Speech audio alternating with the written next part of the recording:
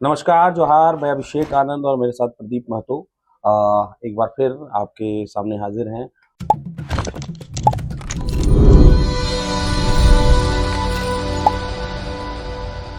बताना चाहेंगे कि 23 फरवरी आज नगर निकाय चुनाव के लिए वोटिंग प्रक्रिया जो है वो समाप्त हो चुकी है। शाम के 6 बज चुके हैं और वोटिंग खत्म हो चुका है।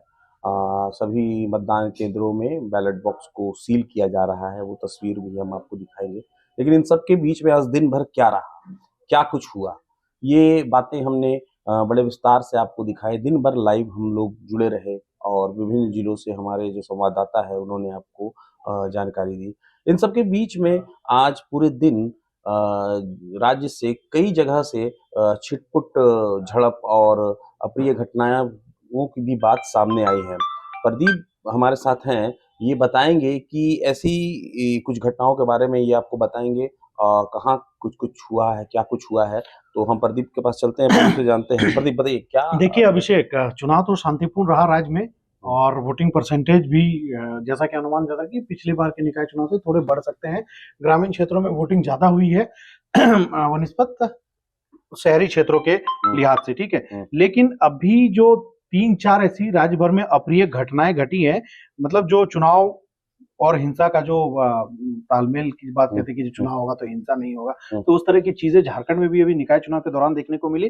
सबसे पहले हम गिरिडीह की बात करते हैं तो गिरिडीह के वार्ड नंबर 18 में दो पक्षों के बीच जमकर हंगामा हुआ है कि मतदान को लेकर ही दोनों पक्ष आपस में भिड़ गए थे और यहाँ ये तक कहा जा रहा है कि कुछ दुकानों में तोड़फोड़ की भी घटना घटी है और फायरिंग भी हो गई है और फायरिंग में 2 लोगों को गोली लगने की भी सूचना है। अभिषेक, ये गिरिडीह नगर निगम क्षेत्र के बख्शीडीह रोड और चैताडीह के बीच की घटना बताई जा रही है और वहां पुलिस पूरे दल बल के साथ पहुंच चुकी है और पुलिस को भी हल्का बल प्रयोग करना पड़ा है। तो ये घटना गिरिडीह से आ रही है। वहीं अगर हम बात करें कि बोकारो के चास नगर निगम में, तो चास नगर निगम के 32 नंबर वार्ड के बूथ में चास के जो एसडीपीओ परवीन सिंह है उस पर पार्षद प्रत्याशी के पति हैं रामाशंकर सिंह, उन्होंने हमला कर दिया है जिसमें एसडीपीओ जख्मी हो गए।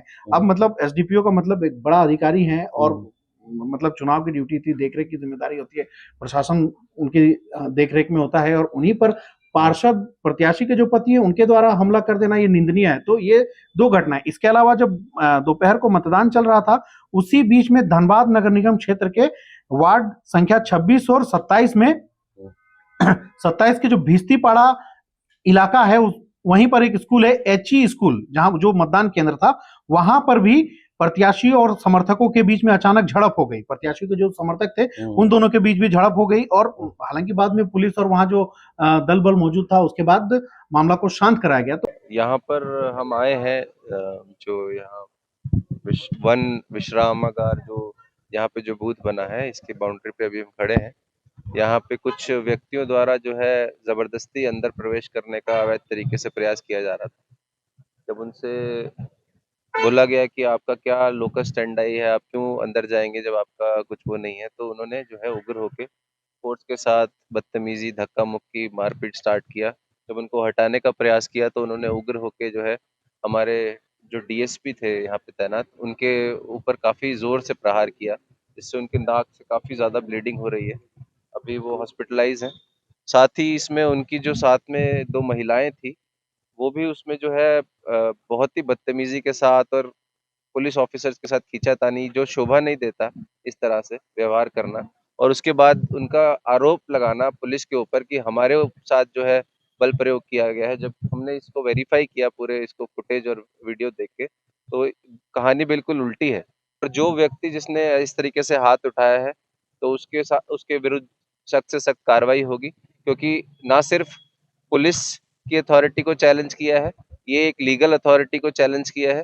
अभी फुटेज हमने जो है बहुत सरसरी निगाहों से देखा है, लेकिन उसको जो है डिटेल में जब और देखेंगे और आदमी इसमें वेरीफाई होंगे तो उनका भी नाम आएगा और काफी लंबी इसमें।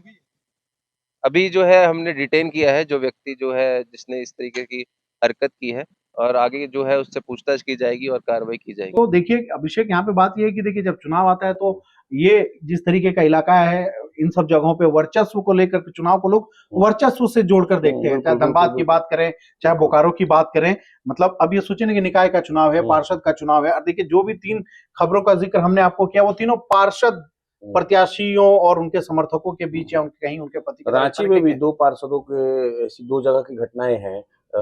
एक तो वार्ड 18 में है जी जहां पर जो राज्यसभा सांसद है महुआ मांझी, उनके बेटे सोमित सुमित मांझी मांझी चुनाव जी लड़ रहे हैं। हाँ। और पूर्व पार्षद जो है राजेश छोटू राजेश गुप्ता और छोटू जी हाँ छोटू हाँ उनके बीच भी झड़प की खबरें दोपहर में आ रही थी। इसके अलावा भी एक खबर है, उसका विजुअल भी काफी वायरल हो रहा है। वो करबला चौक में 2 जी जो पार्षद प्रत्याशी हैं उनके बीच में झड़प हुई है।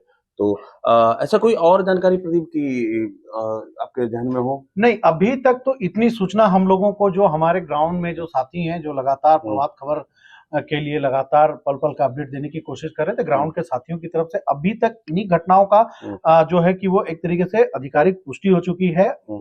चास वाली घटना में तो वहां के जो पुलिस पदाधिकारी उनका बयान तक आ चुका है। तो इन्हीं 3-4 घटनाओं को हम आपको ये खबर चूंकि बेहद जरूरी थी आपको बताना, इसलिए हमारा ये दायित्व होता है कि ये खबर हम आपको बताएं। तो इन 3-4 जगहों पर देखिए छिटपुट, झड़प, कहासुनी, हाथापाई, ये तो चलिए कि ठीक है, चलिए चुनाव में लोग एक दूसरे पर छींटाकशी करते हैं, आरोप लगाते हैं, लेकिन गोली चल जाना और एसडीपीओ पर जानलेवा हमला ये गंभीर है। अब देखते हैं कि उन लोगों पर क्या कार्रवाई होती है, पुलिस प्रशासन उन पर क्या एक्शन लेता है, ये तो आने वाले वक्त में पता चलेगा। लेकिन फिलहाल ये खबर आपके लिए और दर्शकों के लिए बहुत जरूरी थी, इसलिए हम इस खबर को लेकर आपके सामने आए।